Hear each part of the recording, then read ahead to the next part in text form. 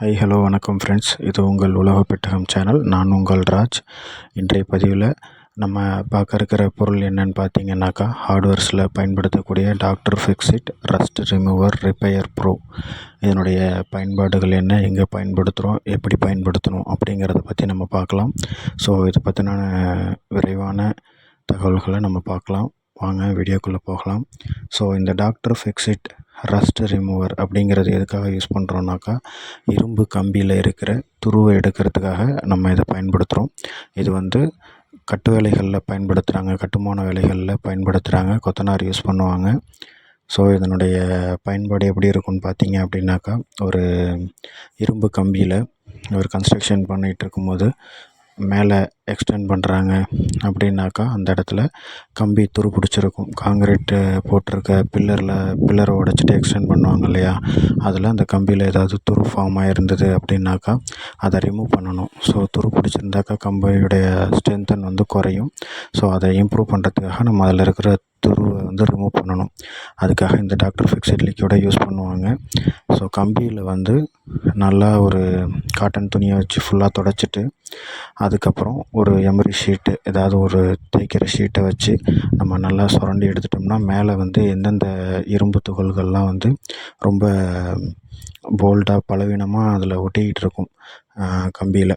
So அந்த பலவீனமாக இருக்கிற துகள்கள் எல்லாத்தையும் நம்ம ரிமூவ் பண்ணிவிட்டு, அதை ஒரு கிளாத்தை வச்சு நம்ம துடைச்சிட்டு, அதுக்கப்புறம் ஒரு ப்ரெஷ்ஷை வச்சு இந்த ஆயிலை நம்ம கம்பியில் அப்ளை பண்ணணும். ஃபுல்லாகவே கம்பி ஃபுல்லாக அப்ளை பண்ணி ஒரு 15 நிமிஷத்துலேருந்து ஒரு 30 நிமிஷம் வரைக்கும் நம்ம அதை செட் ஆக விடணும். ஸோ அதுக்கப்புறம் அதுக்குள்ளே அந்த கெமிக்கல் ரியாக்ஷன் ஆகும், வேதிவினை புரிஞ்சு நம்ம அது மேலே இருக்கிற துரு எல்லாமே பலவீனமாகிடும். ஸோ ஏற்கனவே பலவீனமாக இருக்கிறது இந்த ஆயிலை தடவினதுக்கப்புறம் இன்னும் பலவீனமாகிடும். ஸோ அதுக்கப்புறம் நம்ம ஒரு காட்டன் துணியை வச்சு நல்லா தொடச்சி எடுத்துட்டோம்னா மேலே இருக்கிற துரு எல்லாம் ஃபுல்லாக க்ளீன் ஆகி வந்துடும். இதை நீங்கள் அந்த ஃபோட்டோவில் பார்க்கலாம். எப்படி அப்ளை பண்ணுறாங்க, கம்பி அந்த ஆயிலை அப்ளை பண்ணுறதுக்கு முன்னாடி கம்பி எப்படி இருந்துச்சு, அதுக்கப்புறம் கம்பி எப்படி இருக்குது அப்படிங்கிறதையும் நீங்கள் அதில் பார்க்கலாம். ஸோ இப்படி தான் அதை அப்ளை பண்ணுவாங்க. இதுக்கப்புறம் நம்ம காங்கிரீட்டை கொத்தனார் அதில் யூஸ் பண்ணிவிடுவாங்க.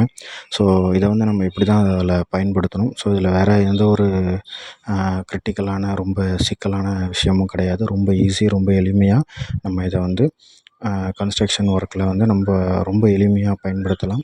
இது ரொம்ப ரொம்ப யூஸ்ஃபுல்லாக இருக்குது கன்ஸ்ட்ரக்ஷன் ஒர்க்கில்.